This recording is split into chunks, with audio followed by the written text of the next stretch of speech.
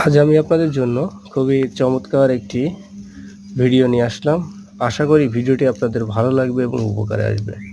বন্ধুরা, ভিডিও স্ক্রিনে আপনারা একটি গাছ দেখতে পাচ্ছেন এবং এই গাছটির সবথেকে মহামূল্যবান যে উপকারিতা সেটা হচ্ছে আপনার পারিবারিক জীবনের হতাশাকে দূর করতে সাহায্য করবে। এখানে যে গাছটি, এই গাছটির নাম হচ্ছে চিচিড়িয়া গাছ। কেউ বলে আপাং গাছ, কেউ বলে আপামর্গ। তো এই চিচিড়িয়া আপাং বা আপামর্গ এই গাছটি কোথায় আছে খোঁজ নিয়ে দেখতে হবে। এই গাছটির বহুবিধ উপকারিতা রয়েছে, তবে তার মধ্যে সবথেকে যেটা মেজর উপকারিতা আজকে কিন্তু সেটাই বলছি, এবং সেটা হচ্ছে আপনার পারিবারিক যে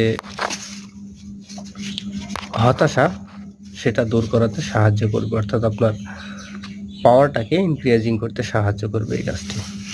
তো এই গাছটি বসত ভিটার আশেপাশে, নদীর ধারে, পুকুর পাড়ে, পাকা রাস্তার পাশে প্রচুর পরিমাণে এটা পাওয়া যায়। এই গাছটি প্রথমে কোথায় আছে খোঁজ নিয়ে দেখবেন। তারপরে আপনাদের আর একটা জিনিস এই গাছের সাথে লাগবে, সেটা হচ্ছে একটা পান পাতা।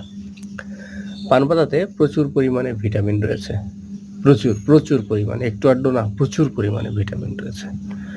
পান পাতা আপনার হজম শক্তি বৃদ্ধিতে সাহায্য করে। বন্ধুরা, আপনারা চাইলে এই পান পাতা শুধু খেতে পারেন কাঁচা চাবিয়ে, তাহলে আপনি উপকার পাবেন।